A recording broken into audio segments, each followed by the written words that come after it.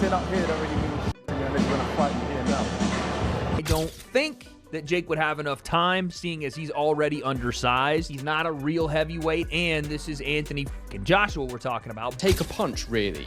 If he takes a big punch from Jake Paul, if he gets hurt in any way by Jake Paul, if he doesn't absolutely ice Jake Paul within a few rounds of this 8-round scheduled bout, well then it really affects his credibility. Anthony Joshua just attacked Jake Paul at the press conference after a moment of blatant disrespect. Saying, you know, AJ's grabbing the bag, there's nothing wrong with that, because anybody else, if they got offered that kind of money, they would do it. So. Yep.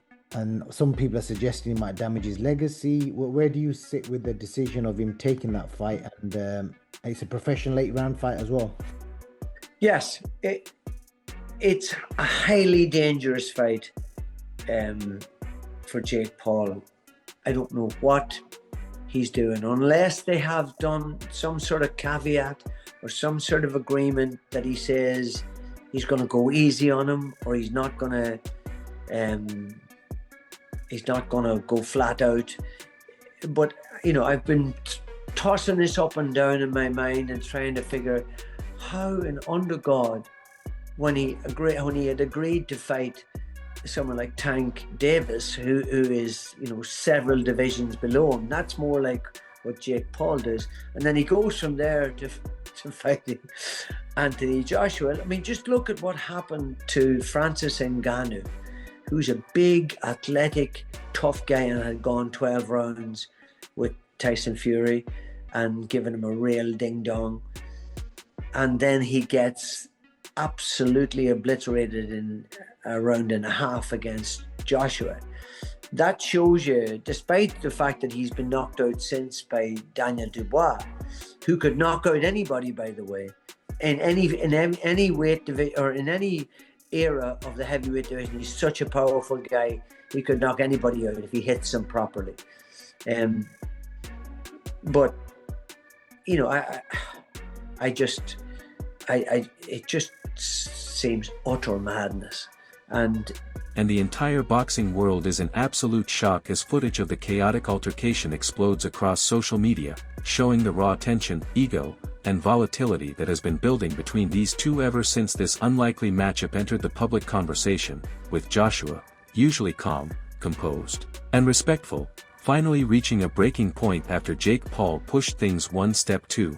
If you're Jake Paul, who hasn't fought someone in the top, realistically, the top 50, I know Tommy Fury is ranked in the top 50, but anyone that is a top 50 fighter, even in your weight class, let alone a top 10, top 5 heavyweight in Anthony Joshua, who was a 2-time heavyweight champion of the world. Can you get prepared for a guy like that if you brought in, let's just say, a deity, freaking Zeus, Hercules, whoever, to prepare you? Could you do it? I don't think that Jake would have enough time, seeing as he's already undersized. He's not a real heavyweight, and this is Anthony fucking Joshua we're talking about. But I will say there were rumors going around that Jake was not taking this fight as seriously as he needed to. That Jake was dilly-dallying, flying to go see F1 in Miami after his press conference, and then going to see his girl all the way in the Netherlands if she's trying to qualify for, I think, the Olympics or something else. There was this post from his girlfriend. I don't know if, again, this was in the Netherlands or where it was at,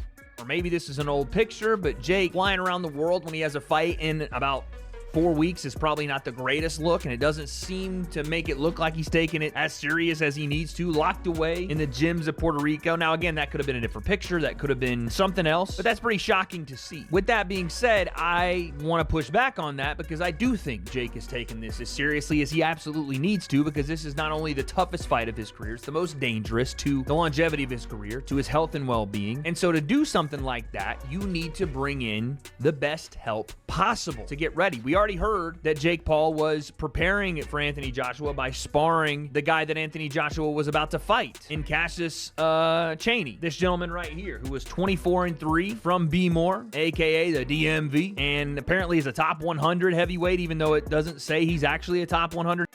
Far, crossing a line that even seasoned fighters know not to touch, the press conference began like any other, buzzing with reporters, flashing cameras, and fans waiting to hear the usual pre-fight trash talk. But Jake, being Jake, escalated immediately, throwing verbal jabs about Joshua's past losses, questioning his heart, mocking his boxing IQ, and even taking shots at AJ's legacy, calling him overrated and a manufactured heavyweight who got exposed. And though Joshua brushed off the face, walks out of 150 million quid. No one will remember the fact he fought Jake Paul. They'll remember the fact he knocked Klitschko out in Wembley in 2017. Totally agree with that. So I'm kind of, whilst I don't like it, and I don't like the way that Jake Paul gravitates to these brilliant athletes and like a moth sucks the life out of them because he gets a benefit of association, because I think they deserve all the association. But he is a and there was opportunity there, isn't there? Listen, commercially, of course it works because it'll be huge and there'll be a load of money on the table. For Anthony Joshua, it's like sort of, you know, he's going to get rewarded very well with no risk, minimal risk, no risk at all. He's going to go in there and he may then put all this stuff to bed with Jake Paul and calling out all these different champions, etc., etc. So, of course it works. And when you're talking about, you know, the credibility that Joshua's going to get, he's not going to get none now, but are people going to remember that? Of course they're not. Like, when he goes on to do what he does, didn't Muhammad Ali have some sort of strange fight in the middle of his career? Didn't he box? Yeah, he did. He boxed some non-boxing guy and whatnot. Like, people don't remember that. That's what I'm saying. Look, us as boxers, we don't remember stuff like that. It was replicated in Rocky. So, he did a version of fighting Thunderlips, didn't he? first few insults with his trademark half-smile, it became clear that Paul wasn't stopping. He wanted to provoke. He wanted to get under Joshua's skin. He wanted a viral moment, and what he got was far more than he bargained for. At one point, Jake leaned across the table, waving his hand in AJ's face and saying, "You're not built like that, big man. You crumble when someone applies pressure." And this was the exact moment everything snapped, because Joshua stood up instantly, chair screeching. There is a danger in this fight. The odds are, Joshua's 1-12, obviously. Jake Paul is 6-1, yeah, to win this fight in a two-horse race in which this is a guy who lost to Tommy Fury, Tyson Fury's brother, in an 8-round fight, who, for me, I wrote that it would damage his legacy a week ago. It will damage his legacy for several reasons. If the Deontay Wilder fight never emerges, which it looks like it isn't, I've been calling for that fight for ages. If those two got in a ring together, it's still a massive fight. It's a dangerous fight to sanction, in my view. It sets the wrong precedent. It is 10-ounce gloves. It is a boxing match. It's not an exhibition. This isn't a 58-year-old Mike Tyson. This is one of the most dangerous finishers in the world, who is probably 5 levels above Jake Paul and a weight division above him. I think it's irresponsible to let those two in a ring together in a proper boxing match. That's my view.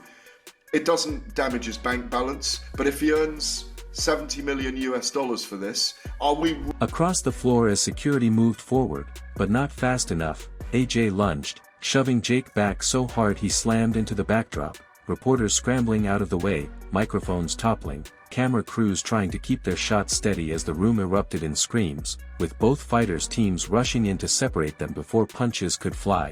And yet in those few seconds, the world saw a side of Joshua many forgot existed. The ruthless competitor, the fierce warrior, the man who refuses to be disrespected by someone he believes hasn't earned that right. Security formed a wall between them as Jake yelled back, trying to play tough despite clearly being shaken, insisting, "You can't intimidate me."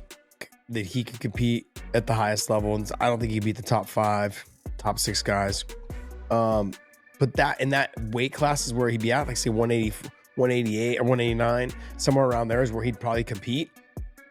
There's not a lot of talent there though, so he might be pretty good in those weight classes. Him competing in the heavyweight division against like Deontay Wilder or Anthony Joshua or anybody else, no, he gets annihilated. I'm very surprised he signed this fight. I was shocked he signed this fight. I texted my buddy Bo, because Bo follows boxing really well, and I texted him. I was like, "Dude, we might see a death." And he said the same thing. He's like, "I cannot believe he agreed to that fight." But the numbers, the numbers that are, nobody knows the true payouts. They're saying it's around $200 million that they're splitting evenly. So they're getting about $100 million each. He said that it was $267 million. So I don't know who you believe or don't believe. Or it could be they're splitting 200 and the 67 Delta, they had to pay DAZN because Anthony Joshua has a contract with DAZN. And this fight's going to be on Netflix. DAZN. It's DAZN.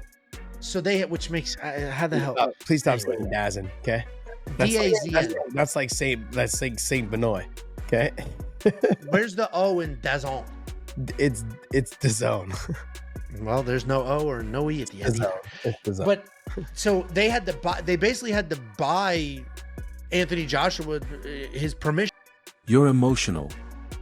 That's why you lose, but Joshua kept pushing past the handlers, shouting that Jake had crossed a line and that he would teach him a lesson in the ring, and even some of Jake's own team looked uneasy, realizing they might have woken up a sleeping giant, because when Joshua gets angry, genuinely angry, his entire demeanor changes, his eyes narrow, his jaw tightens, and the friendly media-trained champion disappears, replaced by the brutal knockout artist who once dominated the heavyweight.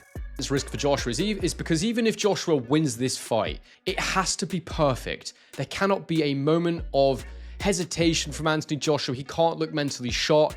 He can't take a punch, really.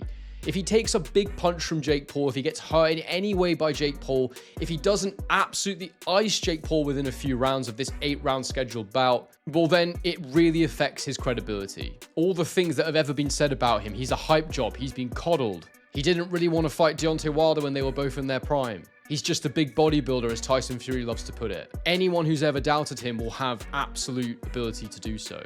And so the fact that this is actually a sanctioned fight, it tells me that Anthony Joshua cannot be going in there or will not go in there and try to carry Jake Paul. Otherwise, it might as well just be an exhibition. If he does go in there and carry Jake Paul, my fear for him is that most people will not be aware that that's what he's doing. Reputationally, it would just cause serious damage. And like I say, I think the only way he comes out of this unscathed, reputationally, is by going in there and securing a clean knockout.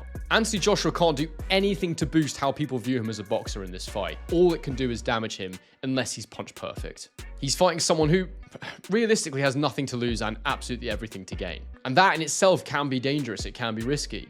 And given that Jake Paul has achieved so little, given that Anthony Joshua wants to remain relevant and credible, so it seems, because he has a couple of potentially big fights left, especially against Tyson Fury, why is he doing this? He doesn't want to jeopardize that, surely. Well, I can tell you exactly how I think he has rationalized this in his mind. The first thing is that he's going to get paid an absolute shed load of money. Around 50 million is what we're hearing. I've heard 50 million pounds, 50 million USD, but whatever happens, it's a significant amount of cash. Possibly will be one of his highest ever career paydays, possibly similar to what he'd make for a Tyson Fury fight. But for what? Division. The press conference quickly dissolved into chaos as event organizers tried to regain control, with the host desperately tapping the mic asking for calm that nobody was paying attention to, AJ pacing like a caged animal while Jake tried to stand his ground but kept glancing at his security, aware that without them, the situation could have escalated into something far worse. Fans online erupted instantly. Clips being shared across TikTok, X, Instagram, YouTube, with millions of views. One's in the works and looking likely for December. What can you tell? Yeah, not yet. I mean, there has been conversations, obviously. I think it comes down to how true, they are. Jake Paul is that he actually wants to fight. I mean, he's a madman if he wants to fight. But for some reason, and he thinks he can beat AJ. And I have to be honest, we were going to have a run out in December, over 8 rounds against a bloke you've never heard of. And we may end up having a run out against Jake Paul for a career high payday. I don't see how we can turn it down. When I asked you about it a couple of days ago, you said at that time you never really got into the financials. Have those been discussed now? Have you discussed the financial element? There has been some conversations around that, and it is, it's a huge amount of money. And I think AJ would be mad if he didn't do it, and I think he will do it if Jake Paul is genuine. We may wake up tomorrow with these people and they've announced another fight. Honestly, anything could happen. So I still can't get my head around the fact that this guy wants to challenge AJ. There's some respect to him if it's true, but we shall see. To end on that note, I spoke to Alpha Sharman earlier. He said that himself or DAZN have had no conversations about AJ potentially taking that fight. Obviously, AJ is exclusive to DAZN. What's the situation with regards to that? Because I know they'd want it. Apparently the fight's done. Obviously, it's not done because those conversations have to take place. I'm very confident that I can have some positive conversations with DAZN. Obviously, we'll be on a clock, but it's a 50-50. last one from me. I saw Chris McKenna tweeted that Anthony Joshua currently doesn't have a British Boxing Board of Control licence. Obviously, it's not unusual for someone who isn't fighting currently and is inactive to let it run out. But he would have to apply for one to face Jake Paul again, and then they'd have to approve a. Within minutes, comments flooding in with people saying Jake finally went too far, that AJ's reaction was justified, and others accusing Jake of staging the disrespect to generate hype, but the way AJ reacted didn't look staged at all. It was too raw, too instinctive, the type of reaction that comes from a deeply personal place, not a scripted promotional moment. Boxing pundits weighed in live, with analysts saying Jake may have just jeopardized his own chances because he thrives when his. It was really close, and then it was Jake and Tank, and now that's off for other reasons. Your initial reaction to the fact that December Miami might be on? Yeah, jumping from Gervonta Davis all the way up to Anthony Joshua seems absurd. It doesn't seem like it's a reality. Seems very Jake Paul. It seems, but you know, sometimes these crazy things. Who would have ever thought Francis Ngannou would get a shot against Tyson Fury? When we first started talking about it, it's like, that's never going to happen. And when it did, we saw Tyson Fury have a very, very tough night, get knocked down and scrape through on points. Anything's possible in boxing. I think the chances of Jake Paul beating Anthony Joshua, I don't know, he's got a very, very low chance. I can't see any way that Jake Paul can win a boxing match with 10, 12-ounce gloves on with Anthony Joshua. Anthony Joshua, you know, world champion, silver medalist, Olympic gold medalist, two-time heavyweight champion. He's a top 10, top 5 in some people's arguments, heavyweight, and he hasn't gone that far over the hill. He's not Mike Tyson, nearly 60 years old. I can't see it happening, but if it can happen and AJ wants it, then obviously it's going to be a massive, massive payday as well as a massive spectacle. It'll be an absolute crush box office numbers, and unfortunately for Jake, that will be potentially his last fight. Opponents underestimate him or approach him casually, but provoking a former heavyweight champion into fight mode is the exact opposite of what someone with Jake's skill level should be doing, and many argue that Joshua walking into this fight with fury rather than patience makes things far more dangerous for Paul, whose inexperience could cost him severely when AJ steps into the ring with the intent to punish, not just to win. Meanwhile, the promoters quickly announced that fines and disciplinary actions might be coming, though fans don't care. They're more hyped now than ever, calling this one of the wildest press conference moments in modern boxing, placing it alongside infamous brawls from the past. And even neutral fans admit Jake has finally met someone he cannot bully, someone who won't play into his YouTuber-style theatrics, and someone whose physical power alone makes this matchup feel like a mismatch even before the bell rings. As the dust settles, both men have doubled down on their positions, Jake claiming victory in the psychological war and insisting AJ is emotionally fragile, and Joshua promising that he's going to end the nonsense once and for all, making it clear that what happened today wasn't just for show. This was personal, and when fighters take things personally, the energy shifts dramatically, turning the upcoming fight from a spectacle into something far more intense, far more dangerous, and far more unpredictable, setting the stage for a showdown where pride, legacy, ego, and pure animosity collide, leaving the world waiting anxiously to see what happens when the talking stops and the fists start flying.